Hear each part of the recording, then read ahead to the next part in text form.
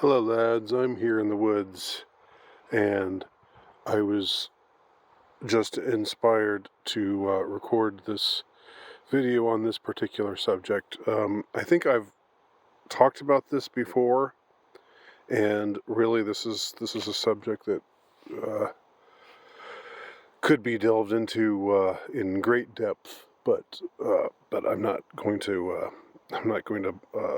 subject you to any great delvings of depth. So don't worry. Just hang on for a few minutes with me here. Um, I'm not going to take you down a long, long road.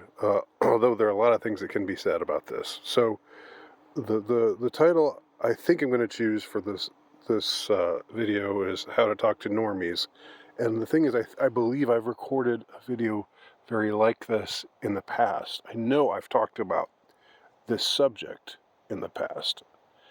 But what prompted me to revisit this subject is was just watching something, a video, a live stream. I'm not going to talk about who it was or reveal anything because I'm not I'm not I just don't want this to become a tea spilling session. Uh,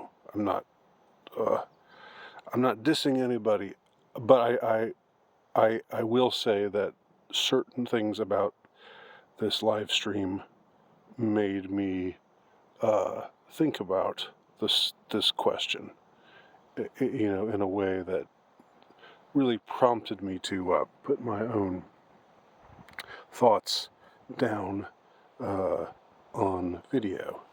So here they are. Although I may be repeating myself, but how to talk to normies. I think one of the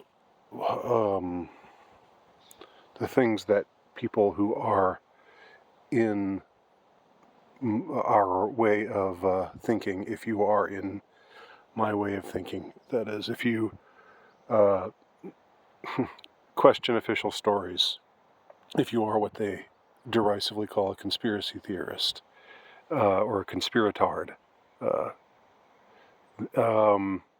then you already find yourself tempted to uh, to be certain ways, um, and you find yourself, often frustrated. You are often um, up against people who are mischaracterizing you. Um, you are often up against people who are um, making fun of you in some way, by associating you with something that sounds stupid or ridiculous or crazy or whatever. I mean, come on. All you have to do is just summon up the avatar of Alex Jones, and people chuckle, people chortle, and they should, because he's Alex Jones is funny, but they can associate you with a certain temper, a certain frame of mind, or a certain uh, unhinged kind of temperament, quite unfairly. I don't think I rant very often at all. I think people wish I ranted more. I think I more often drone than rant. I'm not somebody who speaks with a lot of affect most of the time. So, but I'm still, Alex Jones. Like, um, I and Alex Jones are essentially of the same temperament just because. Well, anyway, you're tempted to be. People are nasty to you. people are dismissive of you. People don't take your ideas seriously. They don't. They don't even think about what you're trying to open their eyes to question. Although there can be something about that kind of attitude of "let me open your eyes, you blind fool." That can be that can be. Oh God, I hate the word problematic, but problematic, right? God, they've made me hate problematic. Problematic was a perfectly fine word to use, and now with those idiots uh, have made me hate that word because of the way that they use it. But it's a fine, super fine word, and I'm going to steal it back from the wokesters. I'm officially stealing back problematic. So yeah.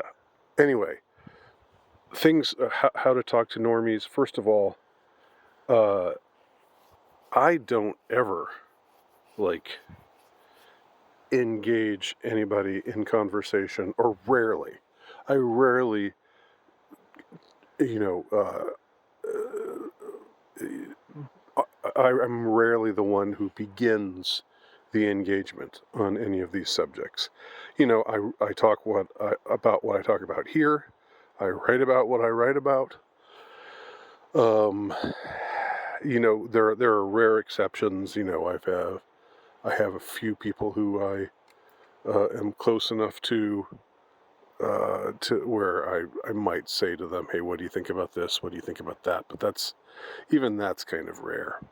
Um, and I have people, of course, that I know that I don't even have to say that with, because we're brothers and sisters in arms. But I also have some normies that I'm friendly with, like close friends with, and most of my family are normies. I'm not talking about my kids. I'm just talking about extended family, as far as I know. Parents and so forth, um, uh, ex-wife and so forth. I don't want you to come to any conclusions about my kids whom you've met from time to time. I don't want to characterize them in any way, but I'm just going to say my family are mostly really nice people, and my normie friends are the ones. I have just a couple that I'm close to, not because I'm avoiding the normies, but just because I'm not somebody who makes a lot of friends. I'm an Aquarius, you know how it is. No, I actually I'm joking. I'm kind of making fun of that. The the astrologer types out there. Sorry about that. That was a little egregious. Sorry, but I don't know. I don't know uh, if it's typical of the Aquarius supposedly to be that way or not. That was just a throwaway little side comment there. But yeah, I don't make friends easily, and the friends that I have tend to be closer friends. So I'm still engaged with people who are quote unquote normies, and I think there's a lot of contempt for normies that I see amongst uh, the the truth-seeking community. Let's just say that sounds a little pretentious, but let's call us that instead of calling us conspiracy theorists. The truth-seeking community uh, often views the normie very negatively, um, and there's not any one kind of normie. That's what it's important to keep in mind. Everybody's at a different place, in their journey. Everybody is. And you have to respect that, number one. You have to not not just think that because they're not ready to go along with you on this or that, um, that means that they are useless, that they're to be, that they're you know, to be discarded, like the chaff is to be discarded from the wheat. Don't be condescending. That's like the that's the I think the main. That might be the gosh. You know what? That might be it. That might be the only uh, word of advice I would give. I was just listening to this live cast where somebody was talking, and this person had a ton of things that were that this person thought was useful. I'm not going to reveal whether it was a he or a she. Um, it wasn't a they, because theys don't exist. Everyone's just he or she. So there's a bit of baseness for you. Baseness in the jungle. But anyway, this person had a whole list of things to keep in mind, and it was interesting to listen to, but this person, unfortunately, to me, seemed at certain points to contradict him/herself, because one of the things that this person had to say was very similar to what I just said. Don't be condescending. Don't look down on others. Everybody's at their. He didn't say everybody's on their own path or whatever. What I just said. But he did say something like, it's important. Don't just. So anyway, this person said things that were similar to what I'm saying here, to the don't be condescending message, but then went, and for me it was a kind of a face-palming moment, went and said, if you're just into X, Y, and Z, then you're not, you're only surface level. You need to, you need to go deeper. And he was talking about certain theories, certain nodes of questioning. Certain events that are often questioned. He said, if you only, if you're into, and he went into a whole list of them. Oops. Okay, it was he. but please don't try to find out who I'm talking about. Please. I'm not trying to start any. I'm not trying to make trouble with anybody. But so yeah, he said XYZ, XYZ ABC, listed a whole bunch of things, and said these are just conspiracy entertainment. These are just low level. This is just shallow stuff. And if these are the kind of things you're into, you need to go deeper. You really need to go deeper. Ugh. I wanted to, talk about condescending, right? Where did all of this, lack of judginess go that you were imploring just a little while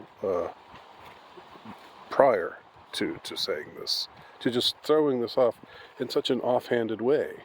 You're just saying to a bunch of people, and it wasn't like he it was a rather expansive list, you know.